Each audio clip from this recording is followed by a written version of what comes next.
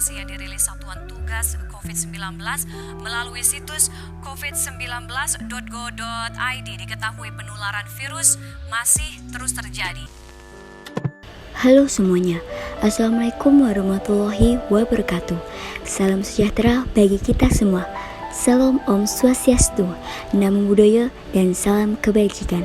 Bertemu lagi dengan kelompok 4 Manajemen Keuangan B 2018 dalam presentasi mini riset keuangan yang beranggotakan Clarissa Julia Apsari dengan NIM 73114180064, Sakinava Aguesta Prastine dengan NIM 73114181172, Yosi Setia Pratiwi dengan NIM 73114181173, Darul Yuda Wijaya dengan NIM 73114181190, Ayuni Kirana Sheila dengan NIM 73114192253. Kami akan mempresentasikan mengenai hasil mini riset keuangan kami yang berjudul Kematian dan Penyakit Menular, Dampak COVID-19 terhadap pengembalian pasar saham di Indonesia. Topik pembahasan kami pada presentasi kali ini yaitu pertama abstrak, kedua pendahuluan, ketiga tinjauan pustaka dan hipotesis, keempat metodologi penelitian, kelima pembahasan, dan yang keenam yaitu kesimpulan. Pada pembahasan pertama membahas mengenai abstrak. Pada abstrak memuat mengenai tujuan penelitian, di mana tujuan dari penelitian kali ini yaitu untuk mengetahui apakah adanya COVID-19 dapat berdampak terhadap pengembalian pasar saham di Bursa Efek Indonesia, terkhususnya pada indeks LQ45. Metode yang kami gunakan dalam penelitian ini adalah metode regresi panel yang digunakan untuk menguji hipotesis, serta kami menggunakan data sekunder yang diambil dari laman resmi Komite Penanganan COVID-19 dan Pemulihan Ekonomi Nasional atau Satgas Penanganan COVID-19 dan Mandiri Sekuritas. Adapun hasil dari penelitian kami yaitu bahwa kasus positif COVID-19 yang terkonfirmasi dan kematian akibat COVID-19 mempunyai pengaruh yang positif terhadap pengembalian pasar saham pada indeks LQ45. Untuk pembahasan selanjutnya, kami akan memaparkan mengenai pendahuluan. Menurut yang DKK 2020, bulan Januari, otoritas Cina juga membuat kebijakan untuk membatasi penyebaran COVID-19, yaitu berupa tindakan penahanan dengan karantina, termasuk juga menutup kota besar, perbatasan, dan melarang orang keluar dari rumah. Kemudian, menurut Fernandes Perez DKK 2020, pada awal Januari 2020, informasi mengenai wabah COVID-19 di Cina mulai muncul. Wabah tersebut telah mengakibatkan banyak korban jiwa dan terus berdampak pada kondisi perekonomian global. Selain itu, WHO atau World Health Organization menginformasikan bahwa COVID-19 sebagai kondisi darurat kesehatan global yang telah berdampak terhadap perekonomian dunia secara drastis, Lahmiri dan Mei Cross 2020. Untuk penjelasan selanjutnya akan diteruskan oleh teman saya, Yosi Setia. Selanjutnya, menurut Zach 2003, fenomena besar pastinya mampu mempengaruhi pengembalian pasar saham secara signifikan. Seperti yang sudah dijelaskan sebelumnya bahwa COVID-19 berdampak pada perekonomian global, di mana COVID-19 merupakan salah satu fenomena besar yang berdampak pada perekonomian global yang dapat mempengaruhi pengembalian pasar saham. Sebagian besar penelitian sebelumnya juga menjelaskan sejumlah peristiwa besar lainnya yang dapat berdampak pada pengembalian pasar saham tersebut, seperti peristiwa lingkungan oleh Al-Shaifi DKK 2020, Guo DKK 2020, kemudian acara politik oleh Bush dan Al-Shaifi 2019, Shanef dan Kemir 2019, berita oleh Lee 2018, bencana oleh Kowalewski dan Spionowski 2020, wabah virus Ebola atau EFD oleh Ichef dan Merinch 2018, dan juga wabah SARS oleh Chen DKK 2020. Nah, demikian pula terdapat perbedaan pengembalian pasar saham saat sebelum dan juga sesudah transformasi waktu perdagangan selama wabah COVID-19 di Indonesia menurut Kusnandar dan Bintari 2020. Namun, menurut Dila DKK 2020, hanya sektor pertanian di Indonesia saja yang terdampak langsung saat awal munculnya COVID-19. Kemudian, untuk sektor pertambangan membutuhkan waktu yang lebih lama untuk terkena dampak COVID-19 tersebut.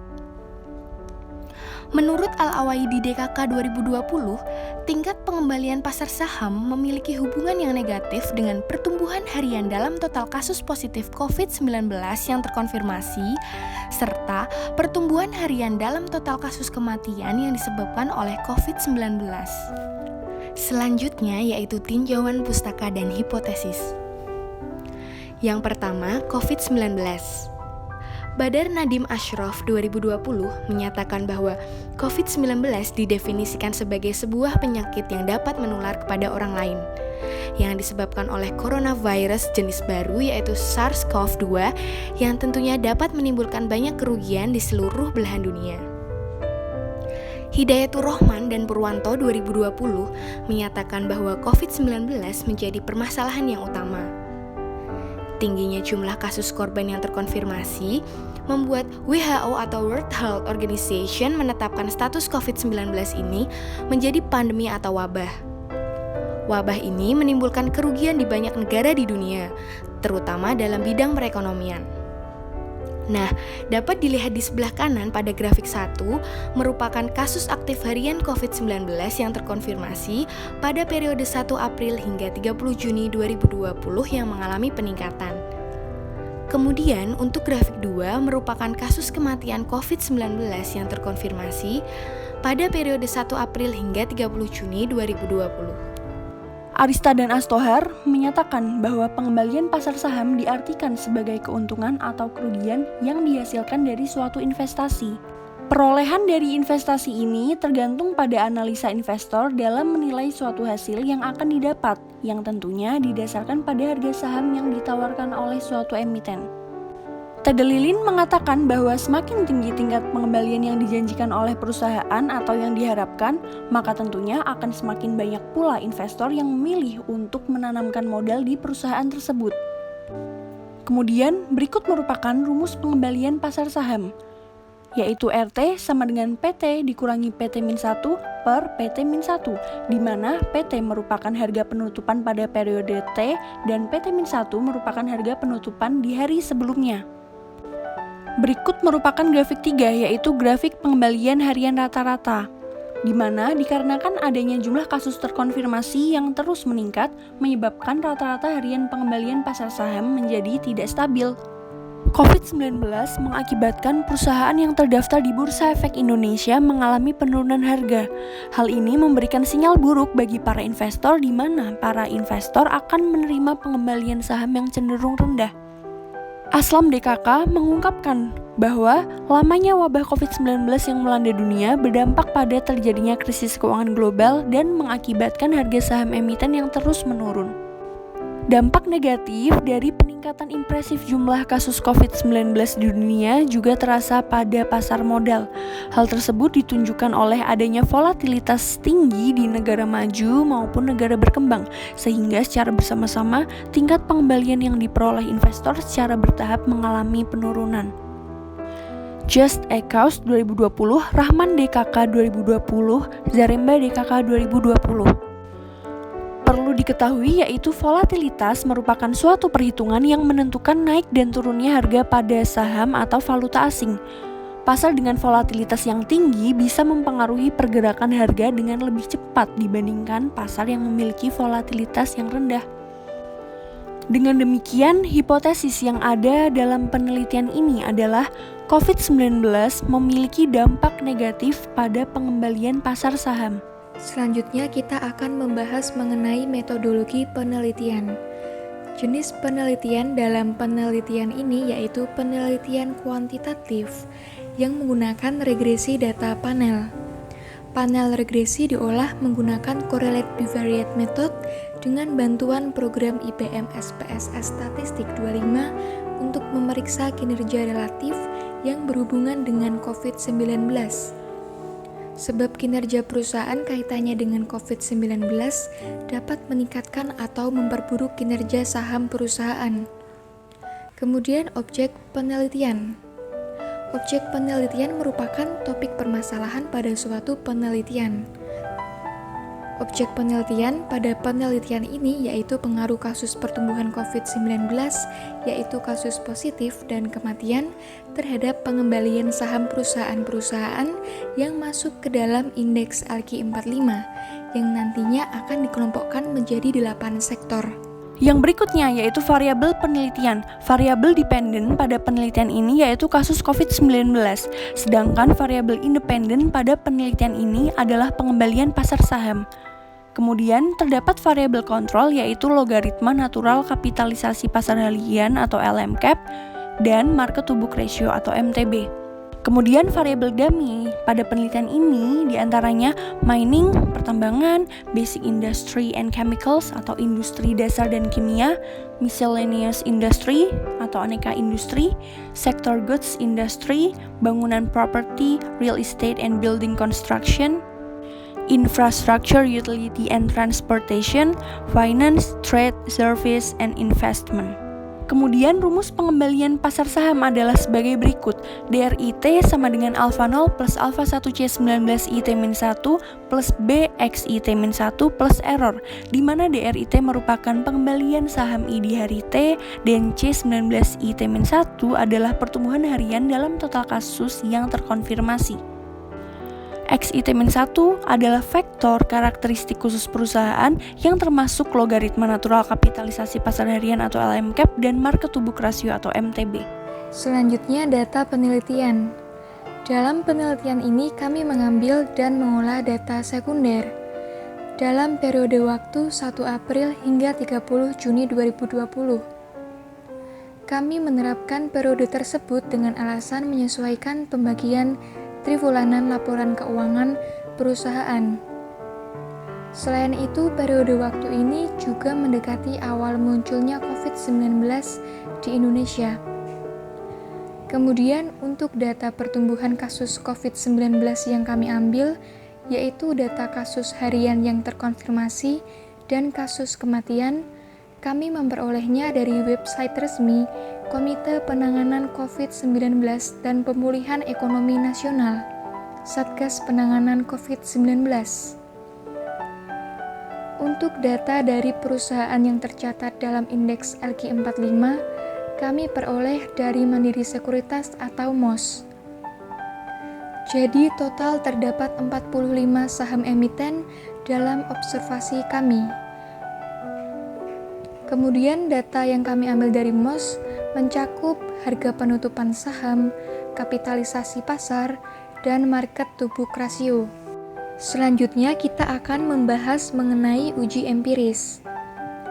Tabel ini memaparkan data statistik ringkasan dari DR yang merupakan pengembalian saham harian, DGTCC yaitu pertumbuhan harian dalam total kasus yang dikonfirmasi, DGTDC yaitu pertumbuhan harian dalam total kasus kematian, LMCAP yaitu logaritma natural dari kapitalisasi pasar perusahaan harian, dan MTB yang merupakan rasio pasar ke buku harian. Min adalah nilai rata-rata dari data penelitian. Dalam tabel ini dapat dilihat nilai rata-rata dari pertumbuhan kasus terkonfirmasi dan juga kasus kematian selama 58 hari dari bulan April sampai Juni. Kemudian standar deviasi adalah ukuran sebaran data. Dapat diartikan bahwa ketika standar deviasi memiliki nilai lebih kecil daripada nilai min atau rata-rata, maka menunjukkan adanya peningkatan kasus. Hasil statistik ringkasan pada DGTCC dan DGTDC menunjukkan bahwa standar deviasi memiliki nilai yang lebih kecil dari nilai min pada kedua kasus. Maka bisa diartikan terjadi kenaikan jumlah kasus di Indonesia selama observasi berlangsung. Kemudian hal tersebut juga menunjukkan bahwa selama periode pengamatan terdapat variasi yang rendah antara nilai minimum dan maksimum. Dengan demikian dapat disimpulkan bahwa Kasus pertumbuhan yang tinggi akan berpengaruh secara signifikan terhadap aktivitas perekonomian Indonesia, khususnya pengembalian pasar saham. Kemudian nilai skewness pada semua variabel bernilai positif. Hal ini berarti sebagian besar distribusi berada di nilai rendah. Kemudian nilai kurtosis, semua variabel adalah kurang dari 3. Hal ini disebut dengan kurva Platy-Kurtic, atau nilai-nilai datanya tersebar secara merata sampai jauh dari rata-ratanya. Kondisi idealnya adalah saat data terdistribusi normal, yakni saat skewness bernilai 0 dan kurtosis bernilai 3. Selanjutnya adalah tabel 2, yaitu matriks korelasi. Tabel ini menjelaskan hasil uji korelasi statistik yang mengukur tingkat kekuatan hubungan antara variabel di dalam penelitian ini. Nilai korelasi sebesar 0,288 merupakan hubungan antara DR atau pengembalian pasar saham dengan LMCAP atau kapitalisasi pasar. Hal ini dapat diartikan bahwa terdapat hubungan atau korelasi antara DR atau pengembalian pasar saham dengan LMCAP atau kapitalisasi pasar. Sedangkan untuk variabel yang lain seperti DGTCC atau pertumbuhan harian dalam total kasus yang dikonfirmasi, kemudian DGTDC atau pertumbuhan harian dalam total kasus kematian, dan MTB atau market to book ratio tidak memiliki korelasi yang signifikan terhadap pengembalian pasar saham.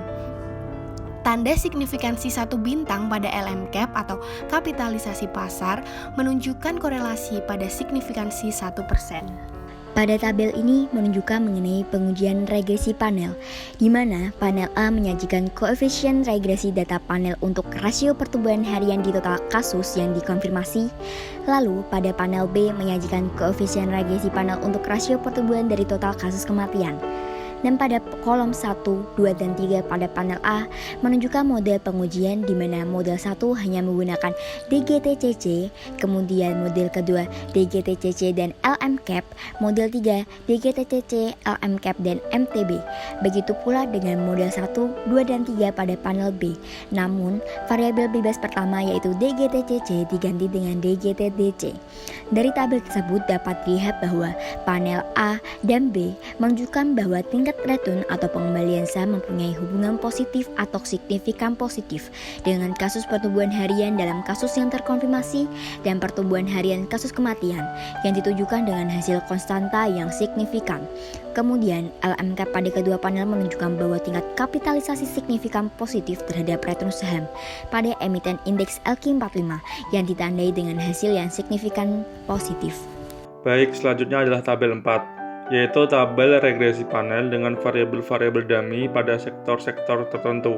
Tujuan dalam uji empiris tabel 4 ini adalah untuk mengetahui apakah terdapat sektor-sektor dalam variabel dummy terdampak oleh COVID-19.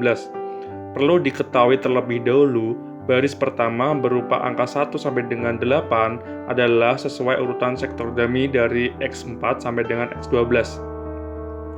Berdasarkan data pada hasil tersebut bahwa juga terdapat kriteria. Kriteria tersebut yaitu jika koefisien korelasi bernilai 1 artinya mempunyai korelasi yang sempurna. Dan pada data tersebut menghasilkan bahwa 1. Variabel LMCAP X3 memiliki nilai 0,177, di mana nilai ini masuk dalam rentang kriteria 0,00 sampai dengan 0,025, yang berarti nilai korelasi koefisien sangat lemah terhadap seluruh nilai dummy. Yang kedua, variabel MTB atau X4 yang memiliki nilai 0,214 signifikan, yang berarti bahwa MTB berpengaruh terhadap seluruh nilai dummy. Walaupun berpengaruh, pengaruh tersebut sangat lemah karena koefisien MTB di dalam rentang 0,00 sampai dengan 0,25. Yang ketiga adalah variabel dummy, yaitu X5 sampai dengan X8 yang memiliki nilai 1 ke semua variabel dummy, di mana nilai ini masuk dalam rentang kriteria 1, yang berarti nilai korelasi koefisien dari semua nilai dummy sempurna terhadap seluruh nilai dummy itu sendiri, yang berarti bahwa variabel dummy tersebut terdaftar pada indeks RQ45. Lalu adalah kesimpulan. Jadi, dari pembahasan artikel ini dapat disimpulkan bahwa terdapat pengaruh positif antara adanya kasus terkonfirmasi COVID-19 serta kasus kematian akibat COVID-19 terhadap tingkat pengambilan pasar saham. Jadi hasil dari riset ini yaitu menolak hipotesis, dan juga hasil dari riset ini berbeda dengan hasil dari artikel terdahulu atau artikel rujukan kita yang mempunyai hasil penelitian menunjukkan kasus COVID-19 berdampak negatif pada tingkat pengembalian pasar saham. Lalu, saran untuk penelitian selanjutnya hendaklah memperpanjang rentan observasi karena rentang dari wabah COVID-19 yang panjang. And last but not least, Carlos Slim Helou said that with a good perspective on history, we can have a better understanding of the past and present, and thus a clear vision of the future. Quotes tersebut memiliki arti, dengan perspektif yang baik tentang sejarah, kita dapat memiliki pemahaman yang lebih baik tentang masa lalu dan sekarang, dan dengan demikian memiliki visi yang jelas tentang masa depan. Carlos Slim Helou. Sehingga hal tersebut memberikan makna, terlalu mudah bagi investor untuk kehilangan perspektif. Setiap kali terjadi kesalahan besar, banyak orang panik dan menjual investasi mereka. Melihat sejarah, pasar pulih dari krisis virus corona, krisis keuangan 2008, kehancuran .com, dan bahkan depresi hebat. Jadi, mereka mungkin akan melalui apapun yang terjadi selanjutnya juga. Sekian presentasi mengenai mini riset keuangan kelompok kami. Semoga dapat bermanfaat bagi kita semua. Apabila ada salah-salah kata, mohon dimaafkan. Terima kasih dan sampai jumpa.